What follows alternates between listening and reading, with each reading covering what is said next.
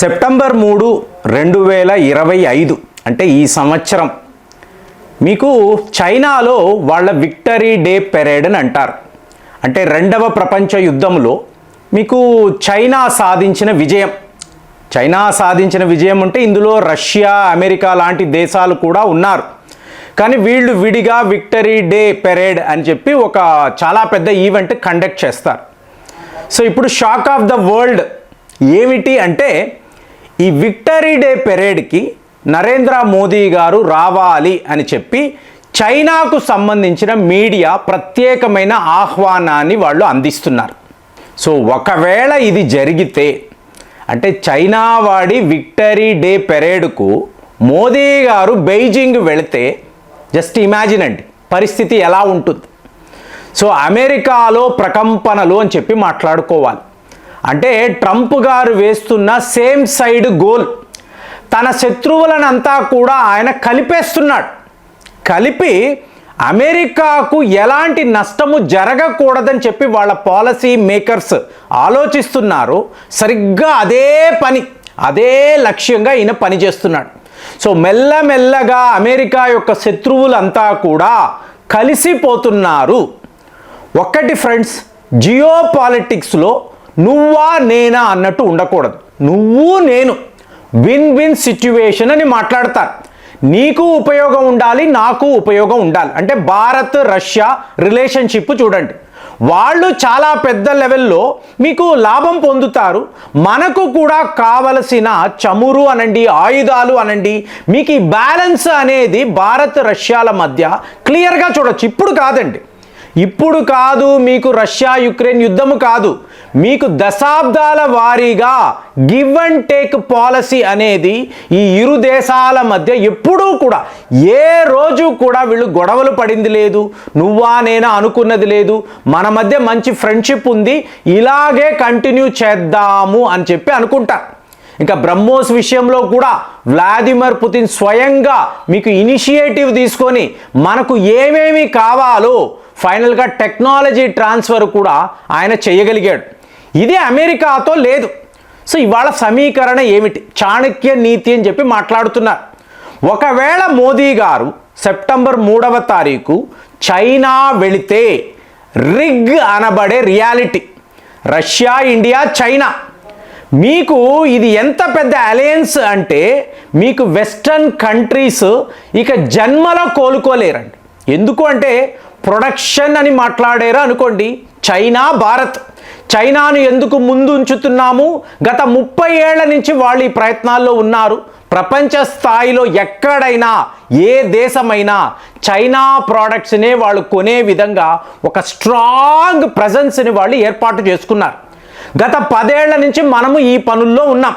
కాబట్టి చైనా భారత్ యొక్క ఈ ప్రొడక్షన్ అనేది హైయెస్ట్ లెవెల్లో ఉంటుంది. ప్రపంచంలో ఏ దేశమైనా చూడండి వీళ్ళ ప్రోడక్ట్స్ మీద ఆధారపడతారు.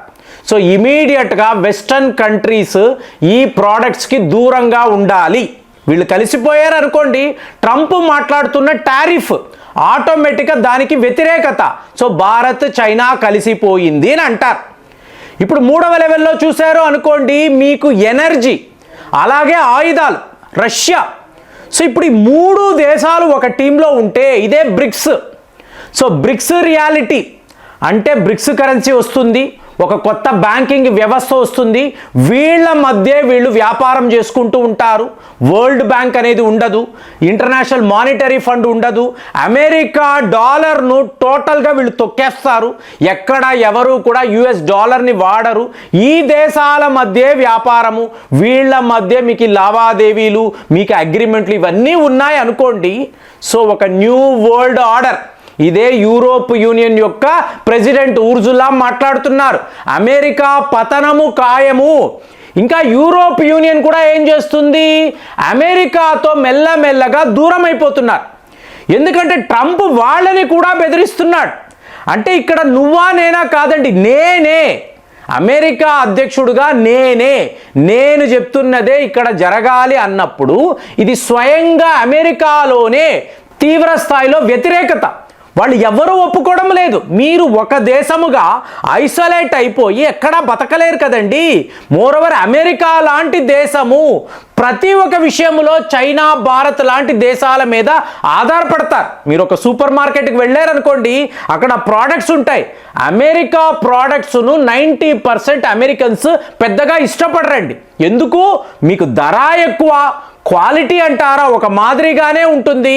కానీ అదే భారత్ చైనా అన్నప్పుడు చవక ధరకు మీకు మంచి క్వాలిటీ ప్రోడక్ట్స్, అంటే ఎటు చూసినా కూడా మీకు ఈ దేశాలకు సంబంధించిన సరుకులే మీకు కనిపిస్తాయి. అలాంటప్పుడు అమెరికన్సే వ్యతిరేకిస్తున్న ఒక పాలసీని ఇవాళ డొనాల్డ్ ట్రంప్ ఎవరి కోసము తీసుకొస్తున్నాడు? చైనాను ఎదిరించాడు, అందరూ ఓకే అనుకున్నారు. ఇవాళ భారత్తో ఈ శత్రుత్వము అనేది చాలా కాస్ట్లీగా ఉంటుంది. మీకు అమెరికాకు కలిగే నష్టము అంటే లిటరల్గా డౌన్ గ్రేడ్ చేసేస్తారండి. మార్కెట్ లెవెల్లో మీకు భారత్కి అమెరికాకు మధ్య ఈ లావాదేవీలు కరెక్ట్గా లేవు, ఈ ట్రేడ్ ఒప్పందాలు సరిగ్గా లేకపోతే అమెరికాను డౌన్ గ్రేడ్ చేసే పరిస్థితి. మరి మనము ఏం చేస్తాము అంటే చైనాతో ఫ్రెండ్షిప్ అన్నాము అనుకోండి, మనకు ఎన్ని రకాలుగా, ఇప్పుడు నేను ఇదే మాట్లాడుతున్నాను గత 2 ఏళ్ల నుంచి. నా ఆలోచన ఏంటో చెప్పమంటారా? వీళ్ళు మాట్లాడుతున్న line of actual control remove చేసేయండి. ఎప్పుడైతే చైనా వాడు డిసెంగేజ్ అయ్యి వెనక్కి వెళ్ళిపోయాడో ఎల్ఏసి అనే దానిని మీరు తీసేయండి. తీసేశారు అనుకోండి, నెక్స్ట్ ఎక్కడ? పిఓకే, పాకిస్తాన్ ఆక్రమిత కాశ్మీర్. దీనిని కూడా చైనా ద్వారా మీరు తీసివేయగలిగితే, అంటే ఈ ప్రాంతం అంతా భారత్తో కలిసిపోతే, మీరు మాట్లాడుతున్న కారాకోరం వై జంక్షన్, అక్కడ నుంచి ఆఫ్ఘనిస్తాన్కి వెళ్తున్న హైవే, ఇదంతా కూడా మీరు ఓపెన్ చేస్తే ఆఫ్ఘనిస్తాన్, అటు నుంచి సెంట్రల్ ఏషియా దేశాలు, ఇరాన్, అక్కడ నుంచి మీరు యూరోప్ దాకా ఒక అద్భుతమైన హైవే వేయొచ్చు.